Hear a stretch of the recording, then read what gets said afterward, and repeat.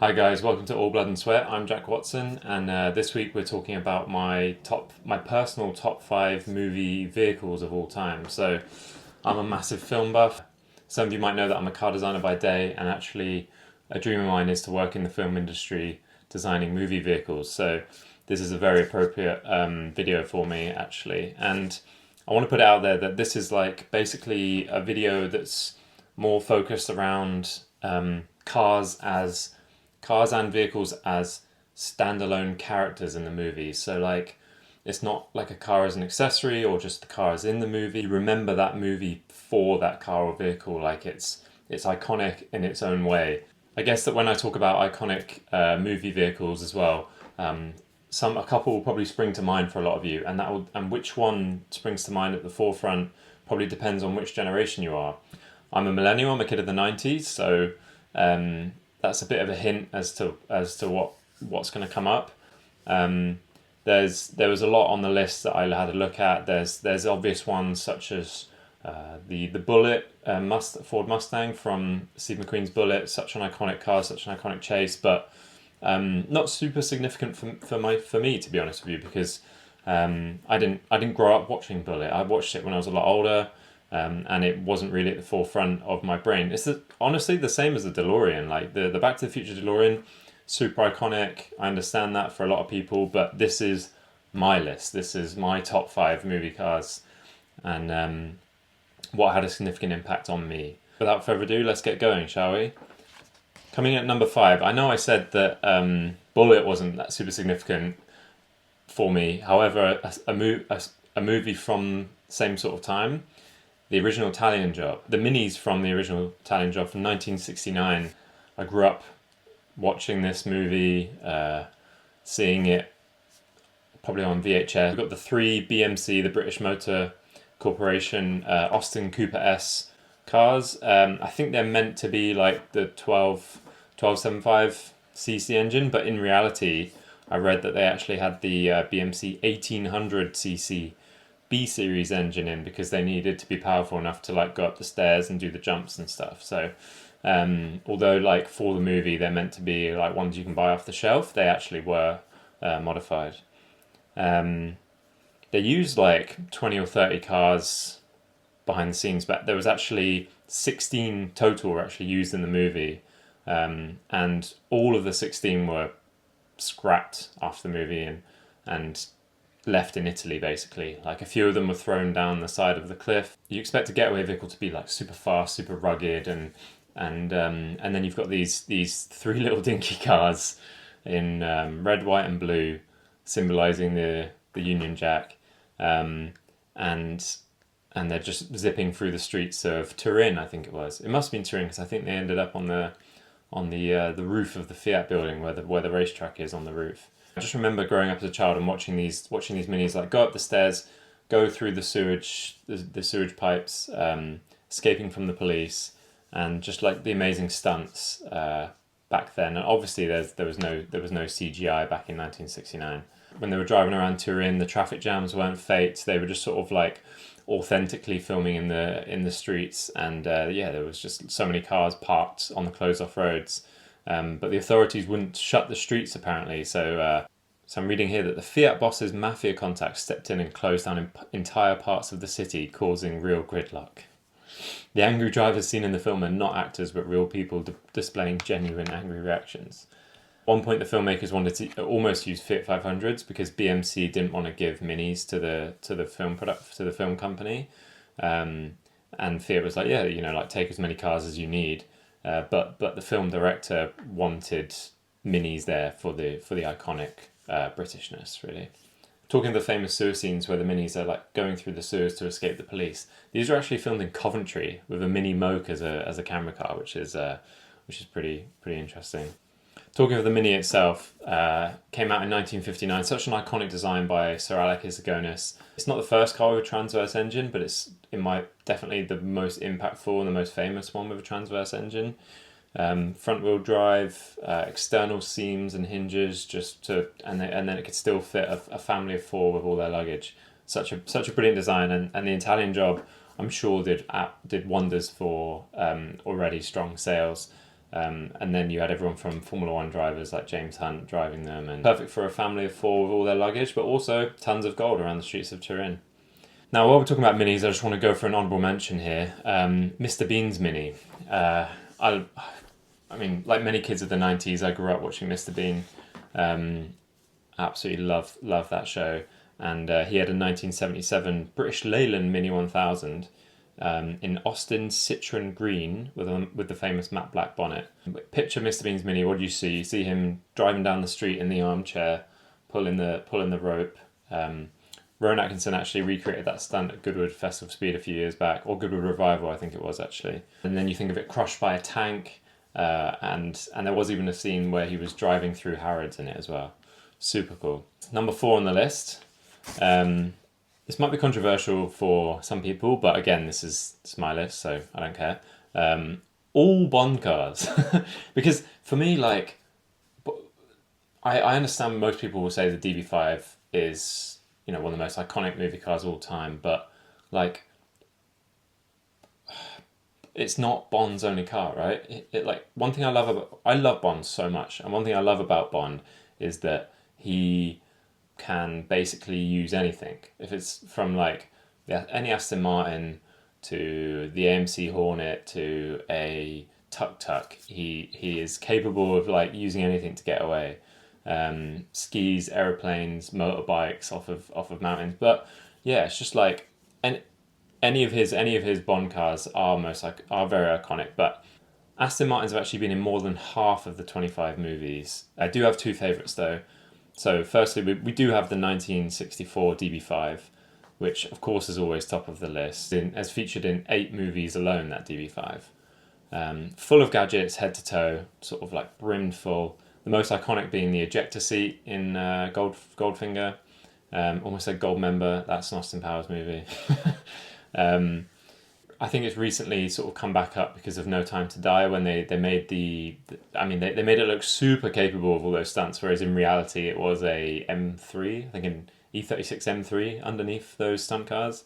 The original one, I think, has inspired countless gadgets in other movies and even sort of boy racers with revolving number plates to avoid getting speeding tickets leaving McDonald's car parks. And the second favourite Bond car, it has to be the DBS from Casino Royale, because I was quite young when that came out, sort of in my teens, and I was just looking at that car, the 2008 V12 Aston Martin DBS, just like one of the most beautiful cars ever made. In my investment car video, I was talking about how the DB9 is a good investment car if you can't afford a DBS, because the DBSs are still up there for me. They just look amazing.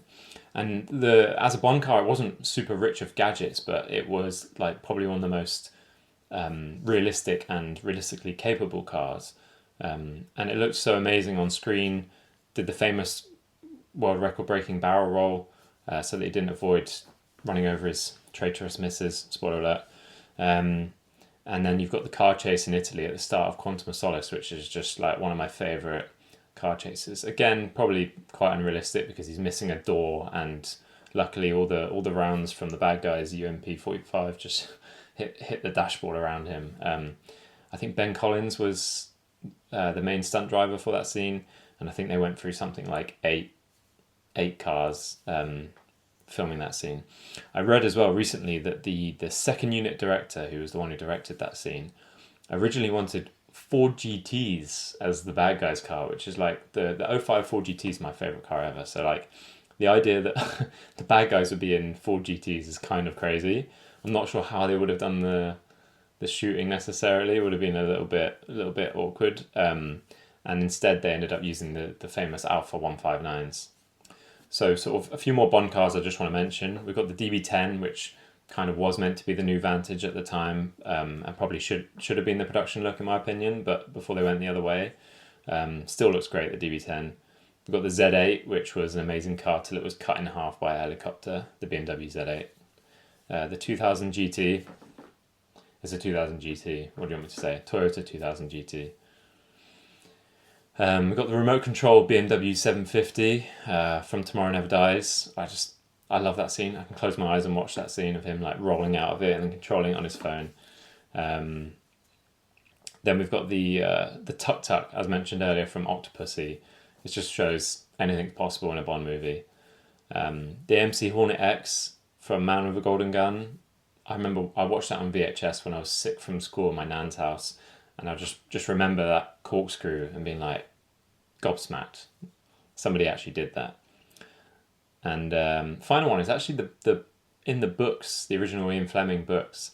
He drove a Bentley, and it says supercharged Bentley in there, so it's essentially a Bentley blower in Battleship Grey, which would be really cool to see on screen one day. I know Aston Martin still has quite a monopoly on Bond cars, but it'd be cool to see the Bentleys make one sort of cameo appearance at least. Would be quite cool.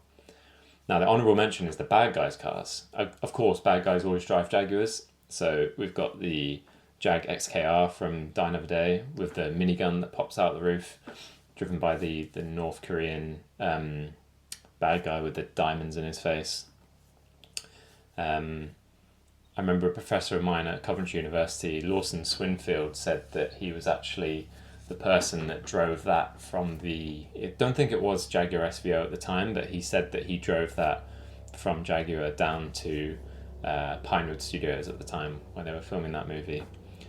Second honourable mention, the Jaguar CX-75 from Spectre, because it's my favourite car that never happened, that never hit production. It's just such an amazing car. But Williams made like 8 for the movie, a couple hero ones, a couple stunt ones with drivers inside. And I think a couple of them are now in private hands, so it'd be great to see what happens there. But yeah, I mean, like Bond cars in general is kind of like another reason why I want to design cars for the films in the future. Just all the gadgets, I mean, they're most of them are production cars that have just been modified. Okay, number 3 on the list.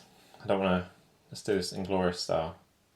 July whiskey. Number 3 on the list is the Tron Light Cycle from Tron Legacy. So again, technically not a car; it's a vehicle. It's got 2 wheels, but I mean, come on, we're talking about the film industry here, so we can be a little bit have some artistic license, let's say. I'm focusing more on the 2010 version designed by Daniel Simon under production designer Darren Clifford. It was building on the iconic design of the original, which was designed by Sid Mead for the 1982 movie, the original just Tron movie. I was reading as well that Sid Mead originally wanted to have the exposed rider that's connected with the bike, like Daniel Simon's Tron Legacy design, but the CGI and the VFX didn't exist in 1982 to be able to realize it. Therefore, Sid had to compromise and put the enclosed cabin on the bike, or on the light cycle, we should say.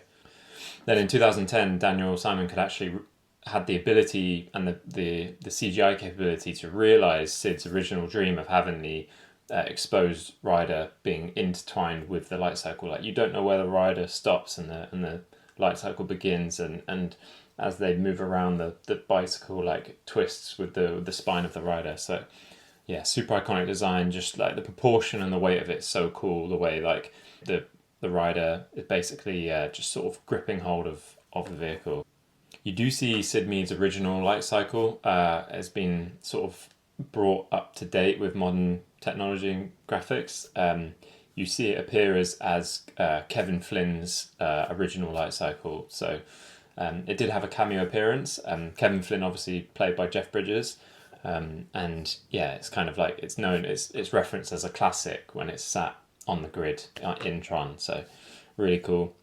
Tron Legacy was directed by Joe Kosinski and his team, and Daniel Simon made such an impact on him. He's gone on to work with him on movies since, such as Oblivion and Top Gun Maverick, and still working on the production design for those movies. So an honourable mention from Tron is the Light Runner car, which Daniel Simon designed from ground up.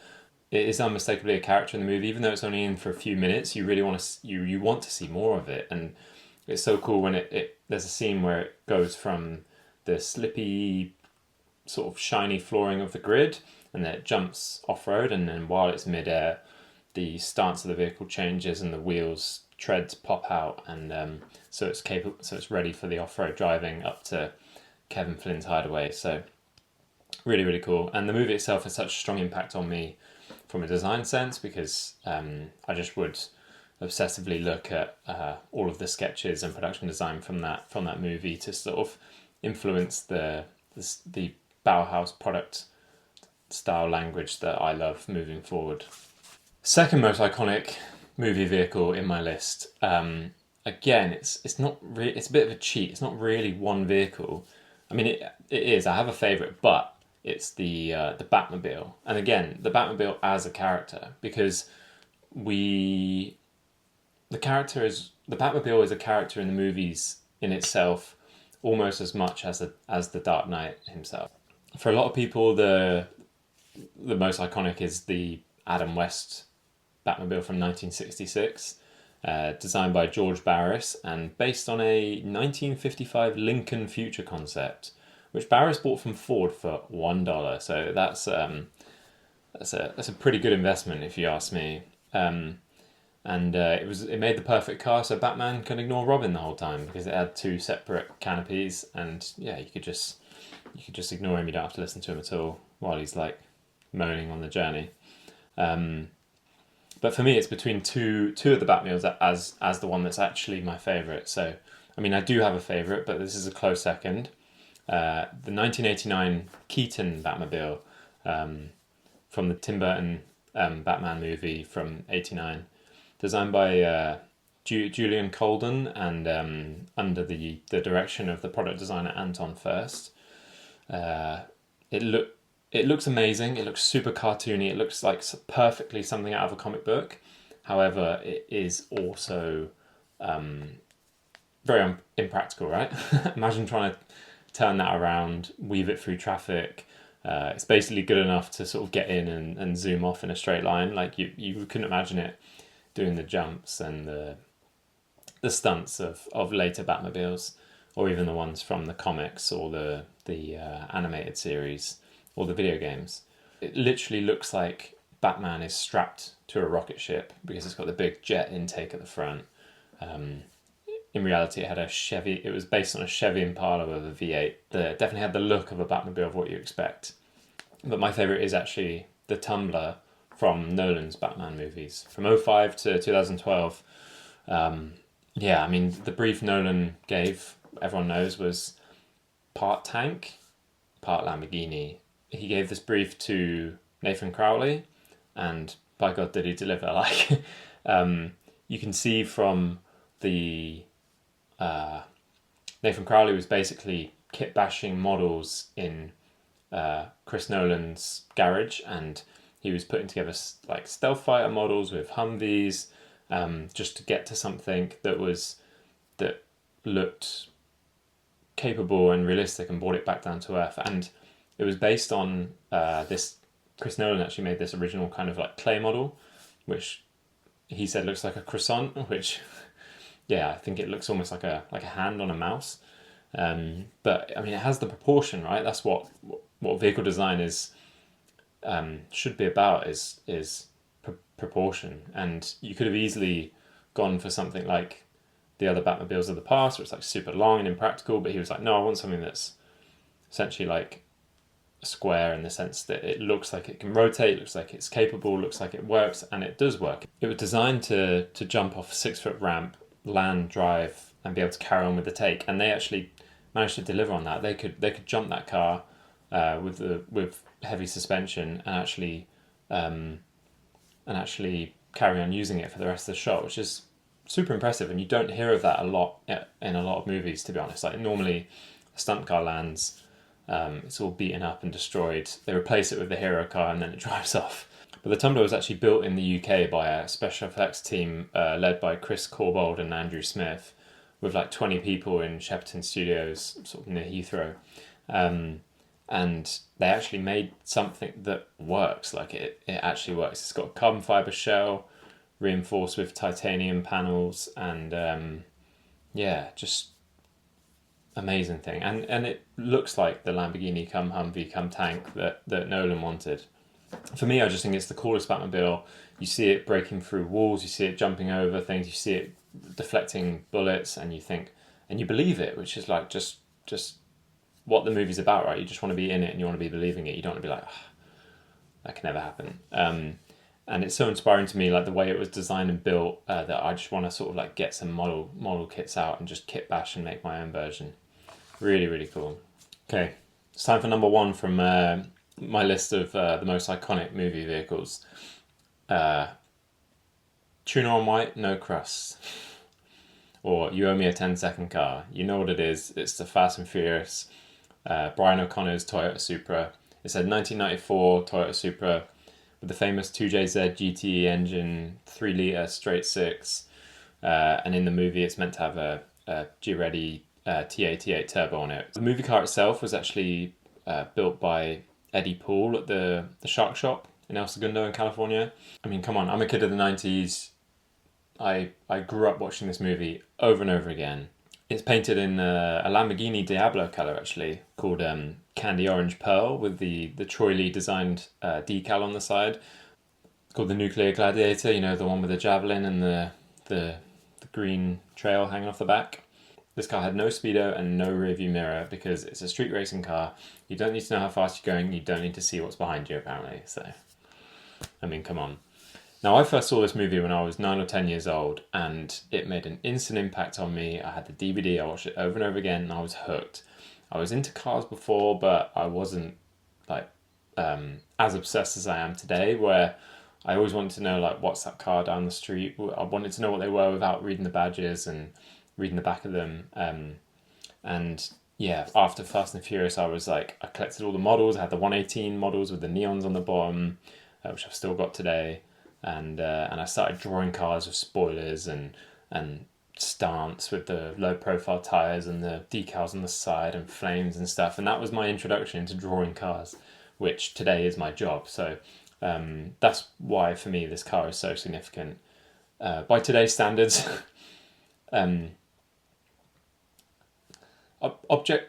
want to say objectively, but it's still subjective. They're not the prettiest cars in the world, with like the way they look like they've sort of driven through Halfords covered in super glue, like everything's stuck to it. But for me, it just evokes such an emotion of something that caught my attention so long ago and set my life on a path to where I am today. It's so dramatic, but it's so true. And then to the point where I was then like sort of every car in Need for Speed Underground 2 or Forza Horizon when it came around, just still customizing cars to look like they could be in Fast and Furious, because why not? And I went full circle of kind of like hating those style of cars, and now I kind of like them again because it's just everybody should be able to make a car their own, and it's each to everyone's taste, right?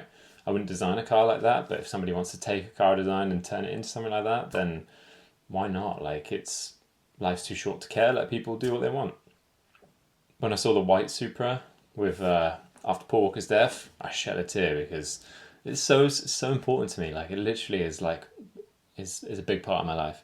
And one day I would love to make a sort of beige on beige Cosmic Ivory version of exactly of maybe not exactly of Brian's, but of a Supra with maybe the loop spoiler on it, because I prefer that one rather than the floating one. Yeah, just make a really subtle homage to it. So yeah, guys, that's my list of my top 5 movie vehicles of all time. My list, your list, I'm sure is different.